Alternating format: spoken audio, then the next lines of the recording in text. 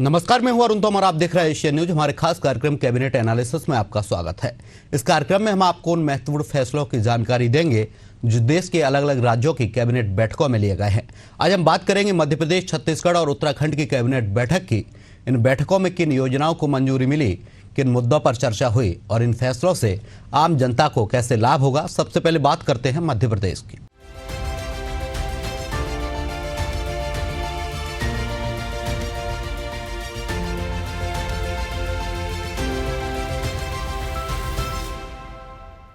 मुख्यमंत्री डॉक्टर मोहन यादव की अध्यक्षता में कैबिनेट की बैठक आयोजित की गई। बैठक में कई अहम और बड़े फैसले लिए गए हैं, जिसमें प्रदेश की 1,26,00,000 लाडली बहना योजनाओं की पात्र महिलाओं को अब 1,500 रुपए दिए जाएंगे। साथ ही सोलर रूफटॉप योजना को स्वीकृति दी गई है। इसमें हर जिले में शासकीय भवनों पर सोलर पैनल लगाए जाएंगे। कैबिनेट बैठक में लिए गए फैसलों की जानकारी मंत्री चैतन्य कश्यप ने देते हुए बताया कि कैबिनेट ने लाडली बहना योजना की राशि बढ़ाने के प्रस्ताव को मंजूरी दी है। अब लाडली बहनों को 1,250 रुपए के स्थान पर 1,500 रुपए हर माह दिए जाएंगे। इस प्रस्ताव को कैबिनेट ने मंजूरी दी है। मध्य प्रदेश में अभी 1.26 करोड़ लाडली बहना है। अभी तक लाडली बहनों को 44,000 करोड़ रुपए की राशि दी गई है। बैठक में और कौन कौन से प्रस्ताव पास हुए हैं, इस पर देखिए हमारी खास रिपोर्ट।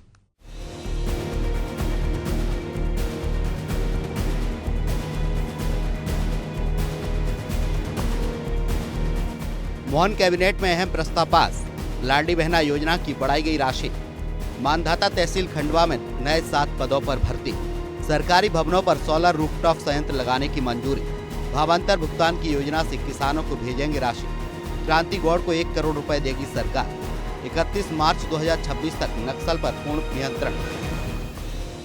मुख्यमंत्री डॉक्टर मोहन यादव ने भगवान बिरसा मुंडा की जयंती पखवाड़े पर होने वाले कार्यक्रमों की समीक्षा की। उन्होंने कहा कि जबलपुर और अलीराजपुर में जनजाति गौरव दिवस पर राज्य स्तरीय कार्यक्रम होंगे। इस दौरान प्रधानमंत्री नरेंद्र मोदी जबलपुर में होने वाले आयोजन में वर्चुअली शामिल होंगे। तैयारियों को लेकर भी समीक्षा की गई है। भगवान बिरसा मुंडा की जयंती को बड़े गौरवशालीपूर्ण तरीके से मनाया जाए एवं उसके लिए 2 बड़े कार्यक्रम, एक जबलपुर में व एक अलीराजपुर में राज्य स्तरीय कार्यक्रम होंगे।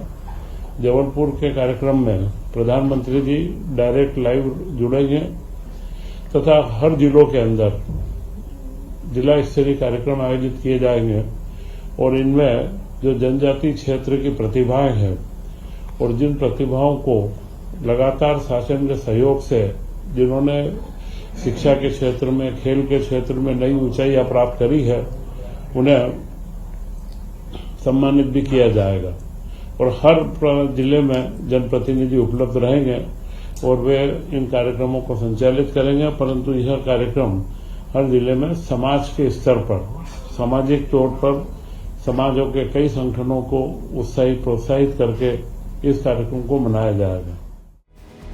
मुख्यमंत्री ने मंत्रियों को बताया कि भावांतर योजना के तहत मॉडल रेट पर रोज निकाल रहे हैं।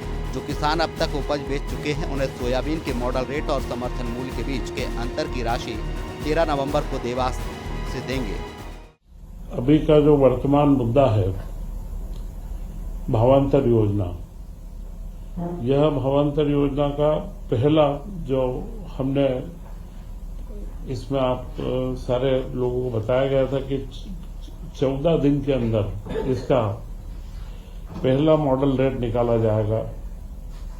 तो सोयाबीन के अंदर यह योजना मुझे लगता है कि देश के अंदर मध्य प्रदेश में ही सबसे सफल रूप से लागू हो पाई है, क्योंकि जो पहला भावांतर का रेट निकला है वह रेट 4,036 रुपए का निकला था और उसके बाद अब प्रतिदिन हम भाव निकाल रहे हैं।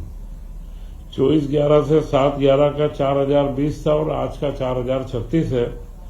और मुझे आपको बताते हुए बड़ी प्रसन्नता है कि अगले 13 तारीख के दिन मुख्यमंत्री जी के द्वारा देवास से करीब 1,32,000 किसानों को 300 करोड़ का भुगतान, भावांतर का जो करीब 1,300 रुपए के आसपास क्विंटल पर आएगा, यह भुगतान सीधे उनके बैंक खातों में किया जाएगा। 1,60,000 किसानों ने करीब 2,70,000 टन का सोयाबीन विक्रय करा है। अब जो प्रतिदिन रेट आएगा, रोज का रेट जारी होता जाएगा, मंडी को मालूम रहेगा। और यह इतनी पारदर्शी योजना और इतने सफल तरीके से पूरी खरीदी का मॉडल, खरीदी से लेकर के किसानों को जो लाभ मिल रहा है, पूरे लाभ के साथ में मुझे लगता है मध्य प्रदेश ने इसमें भावांतर योजना में देश में एक अपनी बहुत ऊंचाइयां प्राप्त करी है। और उसका जो सिंगल क्लिक से जो भुगतान किया जाएगा, यह भी संभवतया इतना जल्दी, पूर्व में भी जो खेतों का नुकसान हुआ था, फसल का मुआवजा सारे जिलों के अंदर आकलन करके फसल के बाजार में आने से पहले ही उनको दे दिया गया है। तो यह मध्य प्रदेश सरकार की, हमारे मुख्यमंत्री डॉक्टर मोहन यादव जी की बहुत बड़ी उपलब्धि है। सीएम ने कहा कि बिजली उपभोक्ताओं को लाभ पहुंचाने समाधान योजना शुरू की है। उन्होंने मंत्रियों को टारगेट देते हुए लोगों को लाभ दिलाने को कहा है। वर्ल्ड कप विजेता भारतीय महिला क्रिकेट की टीम की खिलाड़ी क्रांति गौड़ को जनजातीय गौरव दिवस पर जबलपुर में सीएम 1 करोड़ रुपए देंगे। 14 लाख रुपए की इनामी नक्सली सुनीता ने समर्पण कर दिया है, जिस पर भी चर्चा हुई है। सीएम ने कहा कि गृह मंत्री अमित शाह के मार्गदर्शन में 31 मार्च 2026 तक नक्सल पर पूर्ण नियंत्रण पाना है। वर्तमान में बिजली के बिल की एक समाधान योजना भी चल रही है, जो 18% का सरचार्ज है। उस योजना में हमारा सभी किसानों से व घरेलू उपभोक्ताओं से अनुरोध भी है कि वे अपने बिलों को 30 दिसंबर तक करके और अपने बिलों में जो सरचार्ज जो विसंगतियां उनको दूर करवा लें।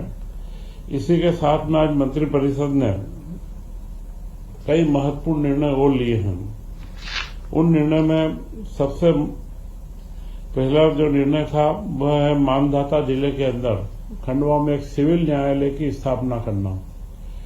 खंडवा के अंदर यह जो 7 नवीन पदों का सृजन हुआ है और मानधाता क्षेत्र के अंदर ये पहला न्यायालय रहेगा, जिससे उस क्षेत्र के सभी नागरिकों को काफी उसका लाभ मिलने की संभावना है।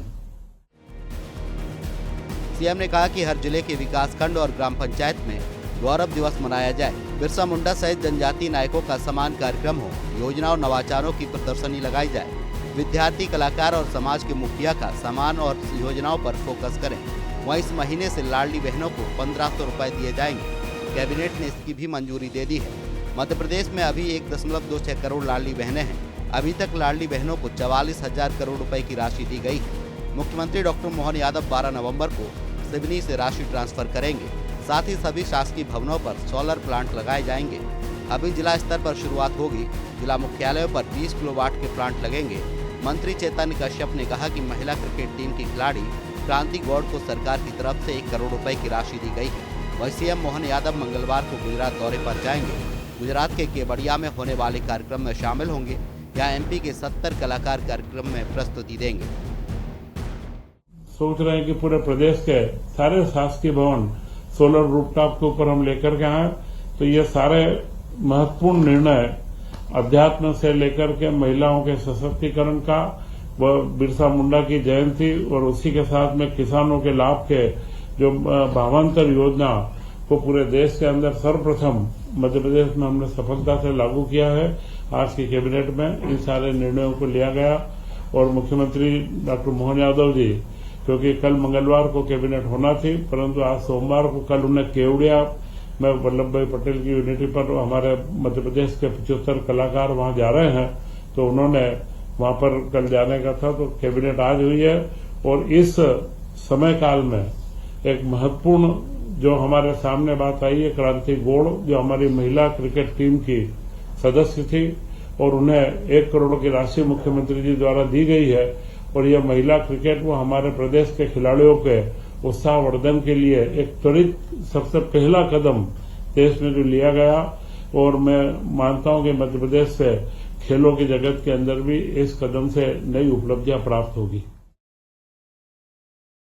मुख्यमंत्री विष्णुदेव साय की अध्यक्षता में कैबिनेट की बैठक आयोजित की गई। वहीं कैबिनेट बैठक की जानकारी देते हुए डिप्टी सीएम अरुण साव ने बताया कि मंत्रिपरिषद ने राज्य में समर्थन मूल्य पर धान खरीदी की व्यवस्था को सुचारू रूप से संचालित करने के लिए अहम फैसला लिया है। खरीफ विपणन वर्ष 2024-25 के लिए समर्थन मूल्य पर धान उपार्जन हेतु बैंकों वित्तीय संस्थाओं को 15,000 करोड़ रुपए की शासकीय प्रत्याभूति मंजूर की गई है। इसके साथ ही खरीफ विपणन वर्ष 2025-26 के लिए विपणन संघ को अतिरिक्त शासकीय प्रत्याभूति राशि रुपए 11,200 करोड़ रुपए प्रदान किए गए हैं। इसके साथ ही खरीफ एवं रबी विपणन मौसम में दलहन तिलहन फसल के उपार्जन के लिए फैसला लिया गया है। इसमें प्रधानमंत्री अन्नदाता आय संरक्षण अभियान के तहत प्राइस सपोर्ट स्कीम के तहत उपार्जन करने का फैसला लिया गया है। कैबिनेट में और कौन कौन से प्रस्ताव पास हुए हैं, इस पर देखिए हमारी खास रिपोर्ट। साय कैबिनेट में अहम प्रस्ताव पास। समर्थन मूल्य पर होगी धान खरीदी। दलहन तिलहन किसानों के लिए फैसला। शासन कार्य के लिए विभागों में पुनर्गठन। धान खरीदी के लिए वित्तीय व्यवस्था मंजूर। आवास योजना में नई पात्रता और बिक्री नियम स्वीकृत। अंतर्राष्ट्रीय क्रिकेट सुविधाओं के विस्तार को मंजूरी। छत्तीसगढ़ कैबिनेट में मंत्रिपरिषद द्वारा खरीफ एवं रबी विपणन मौसम में दलहन तिलहन फसल के उपार्जन हेतु पूर्व वर्ष की भांति प्रधानमंत्री अन्नदाता आय संरक्षण अभियान के तहत उपार्जन किए जाने का निर्णय लिया गया है। यह उल्लेखनीय है कि प्रधानमंत्री अन्नदाता आय संरक्षण अभियान अंतर्गत खरीफ विपणन मौसम में अरहर, मूंग, उड़द, मूंगफली और सोयाबीन तथा रबी मौसम में दलहन तिलहन फसल जैसे चना, सरसों, मसूर का उपार्जन समर्थन मूल्य पर किया जाता है। दलहन तिलहन का समर्थन मूल्य पर उपार्जन की व्यवस्था प्रदेश की मंडियों में होने से बाजार में प्रतिस्पर्धा बनी रहती है। राज्य मंत्री परिषद की बैठक मुख्यमंत्री आदरणीय विष्णुदेव साय जी की अध्यक्षता में संपन्न हुई है। बैठक में अनेक महत्वपूर्ण निर्णय लिए गए हैं, जो इस प्रकार हैं। मंत्री परिषद द्वारा खरीफ एवं रबी विपणन मौसम में दलहन तिलहन फसल के उपार्जन हेतु पूर्व वर्ष की भांति प्रधानमंत्री अन्नदाता आय संरक्षण अभियान प्राइस सपोर्ट स्कीम के तहत उपार्जन किए जाने का निर्णय लिया गया। यहाँ यह उल्लेखनीय है कि प्रधानमंत्री अन्नदाता आय संरक्षण अभियान के अंतर्गत खरीफ विपणन मौसम में अरहर, मूंग, उड़द, मूंगफली एवं सोयाबीन तथा रबी मौसम में दलहन तिलहन जैसे फसल चना, सरसों, मसूर का उपार्जन समर्थन मूल्य पर किया जाता है। दलहन तिलहन का समर्थन मूल्य पर उपार्जन की व्यवस्था प्रदेश की मंडियों में होने से बाजार में प्रतिस्पर्धा बनी रहती है, जिसके कारण कृषकों को उनकी उपज का बेहतर मूल्य प्राप्त होने की संभावना होती है। जिसके कारण कृषकों को उनकी उपज का बेहतर मूल्य प्राप्त होने की संभावना होती है। मंत्रिपरिषद द्वारा छत्तीसगढ़ शासन कार्य आवंटन नियम में संशोधन करते हुए सार्वजनिक उपक्रम विभाग को वाणिज्य एवं उद्योग विभाग में तथा 20 सूत्री कार्यान्वयन विभाग का संविलियन योजना आर्थिक एवं सांख्यिकी विभाग में करने का महत्वपूर्ण निर्णय लिया गया है। यह निर्णय शासकीय कार्य में सुशासन को बढ़ावा देने की दिशा में एक और महत्वपूर्ण कदम है। इसका उद्देश्य मिनिमम गवर्नमेंट मैक्सिमम गवर्नेंस का क्रियान्वयन सुनिश्चित करना है। मंत्रिपरिषद ने राज्य में समर्थन मूल्य पर धान खरीदी की व्यवस्था को सुचारू रूप से संचालित करने के उद्देश्य से खरीफ विपणन वर्ष 2024-25 के लिए समर्थन मूल्य पर धान उपार्जन हेतु बैंकों तथा वित्तीय संस्थाओं हेतु स्वीकृति 15,000 करोड़ रुपए की शासकीय प्रत्याभूति को खरीफ विपणन वर्ष 2025-26 के लिए पुनर्वितरण करने के साथ ही विपणन संघ को अतिरिक्त शासकीय प्रत्याभूति राशि रुपए 11,200 करोड़ रुपए प्रदान किए जाने का निर्णय लिया है। मंत्री परिषद द्वारा छत्तीसगढ़ शासन कार्य आवंटन नियम में संशोधन करते हुए सार्वजनिक उपक्रम विभाग को वाणिज्य और उद्योग विभाग में और 20 सूत्री कार्यान्वयन विभाग का संविलियन योजना आर्थिक एवं सांख्यिकी विभाग में करने का महत्वपूर्ण निर्णय लिया गया। यह निर्णय शासकीय कार्य में सुशासन को बढ़ावा देने की दिशा में एक और महत्वपूर्ण कदम है। इसका उद्देश्य मिनिमम गवर्नमेंट मैक्सिमम गवर्नेंस का क्रियान्वयन सुनिश्चित करना है। मंत्रिपरिषद ने राज्य में समर्थन मूल्य पर धान खरीदी की व्यवस्था को सुचारू रूप से संचालित करने के उद्देश्य से खरीफ विपणन वर्ष 2024-25 के लिए समर्थन मूल्य पर धान उपार्जन हेतु बैंकों तथा वित्तीय संस्थाओं हेतु स्वीकृत 15,000 करोड़ की शासकीय प्रत्याभूति को खरीफ विपणन वर्ष 2025-26 के लिए पुनर्वैधीकरण करने के साथ ही विपणन संघ को अतिरिक्त शासकीय प्रत्याभूति राशि 11,200 करोड़ प्रदान किए जाने का निर्णय लिया गया।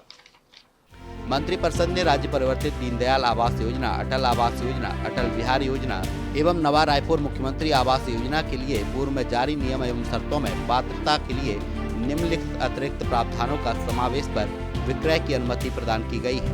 EWS एवं LIG भवनों फ्लैटों के विक्रय के लिए 3 बार विज्ञापन होने के पश्चात अविकृत भवनों को पात्र हितग्राही के अतिरिक्त किसी भी आय वर्ग के हितग्राही को विक्रय किया जा सकता है, लेकिन ऐसे हितग्राहियों को शासन द्वारा स्वीकृत अनुदान की पात्रता नहीं होगी।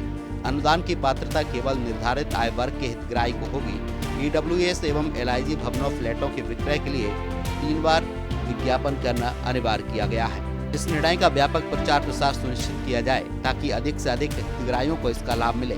शहीद वीर नारायण सिंह अंतर्राष्ट्रीय क्रिकेट स्टेडियम नवा रायपुर अटल नगर को दीर्घकालीन पूर्णतः संचालन और विकास कार्यों के लिए छत्तीसगढ़ राज्य क्रिकेट संघ के अनुबंध के अनुसार लीज पर देने का महत्वपूर्ण निर्णय लिया गया है। इस निर्णय से राज्य के उदयमान क्रिकेट खिलाड़ियों को उच्च स्तर का प्रशिक्षण और तकनीकी सुविधाएं प्राप्त होगी।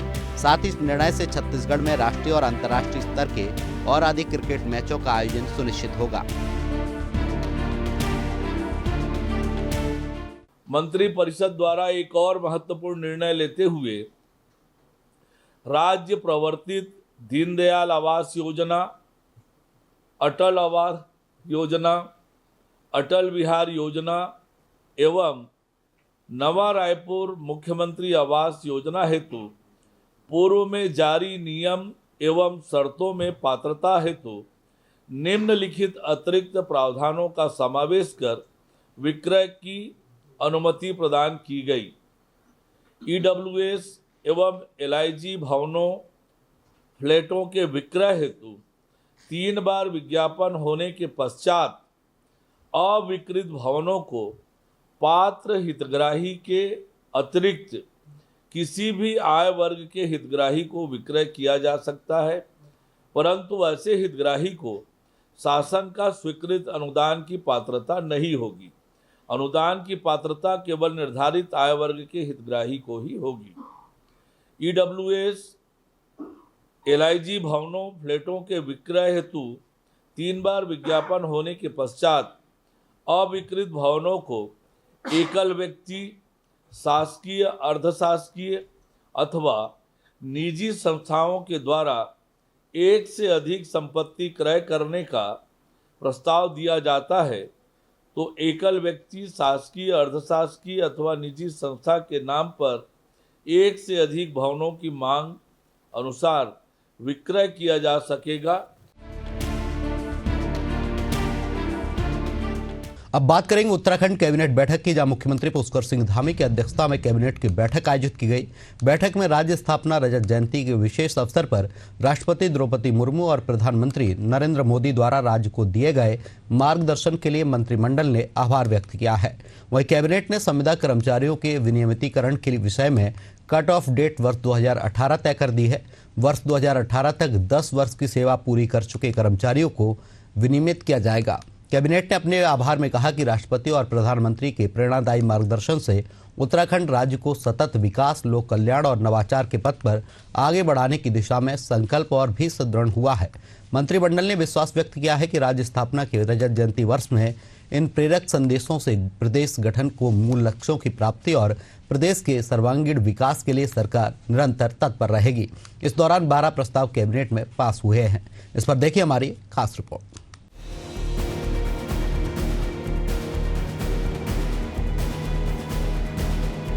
धामी कैबिनेट में अहम प्रस्ताव पास।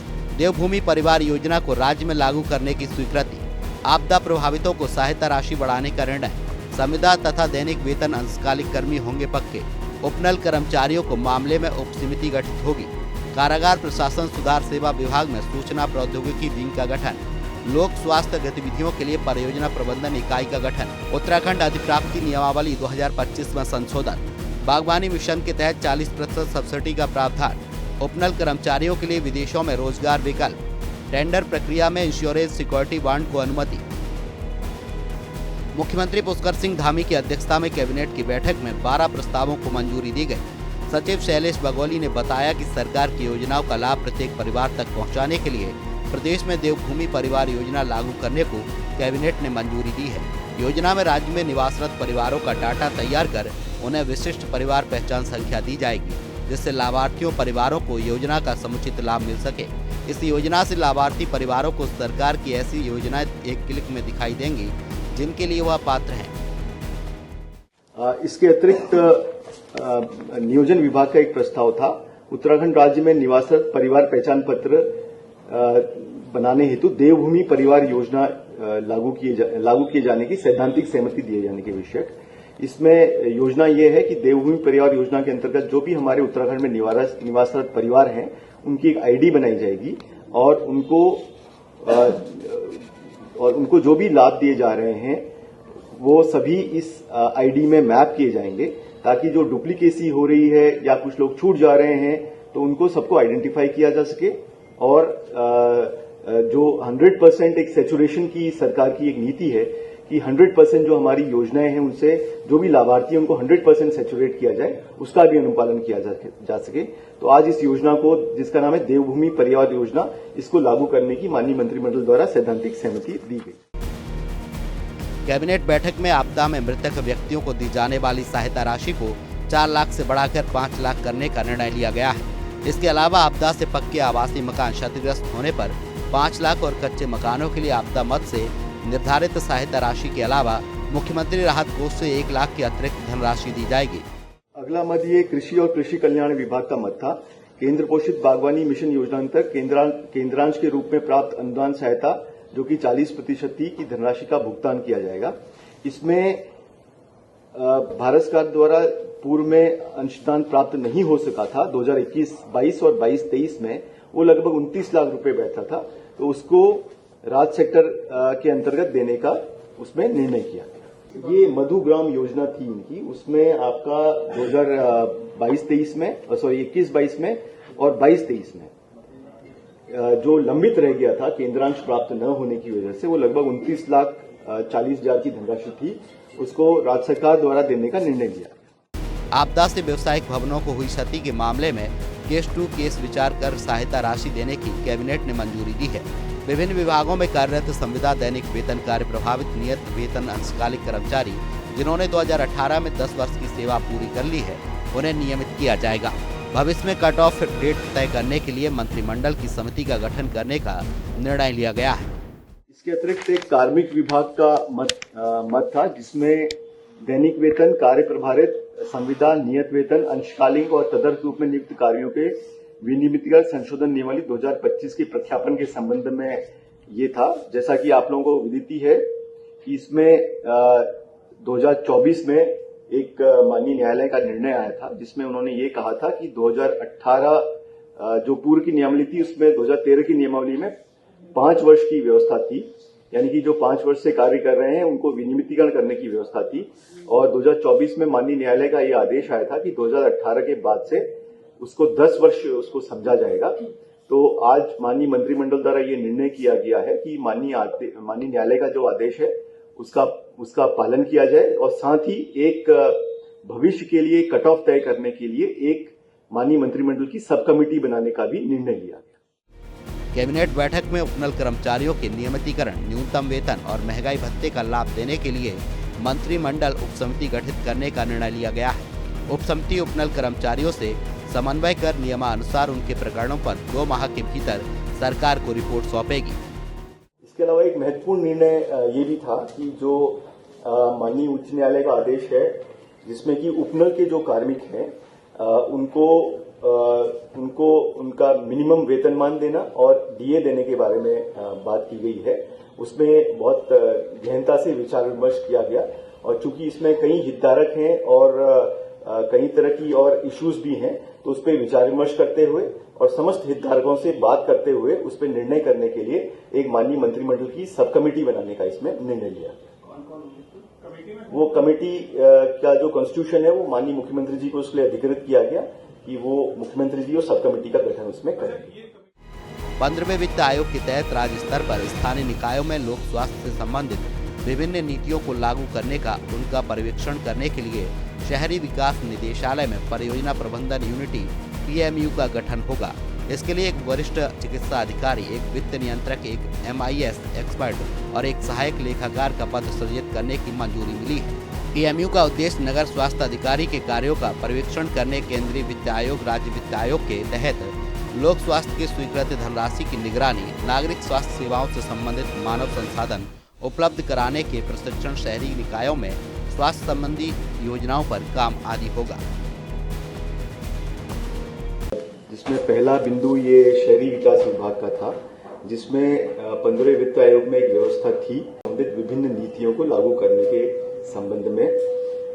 इसमें एक शहरी विकास विभाग का प्रस्ताव था कि एक इसमें PMU का गठन किया जाए, एक PMU का गठन किया जाए, जिसका मुख्य उद्देश्य होगा कि नगर स्वास्थ्य अधिकारी जो भी कार्य करते हैं उनका पर्यवेक्षण करना, केंद्रीय वित्त आयोग या राज्य वित्त आयोग के अंतर्गत जो भी लोक स्वास्थ्य हेतु जो धनराशि प्राप्त होती है उसकी मॉनिटरिंग करना और नागरिक स्वास्थ्य सेवाओं से संबंधित मानव संसाधन उपलब्ध कराए जाना और उनको यथोचित प्रशिक्षण देना और स्वास्थ्य संबंधी जो शहरी निकायों के अंतर्गत जो स्वास्थ्य संबंधी विभिन्न योजनाएं हैं उनका पर्यवेक्षण करना।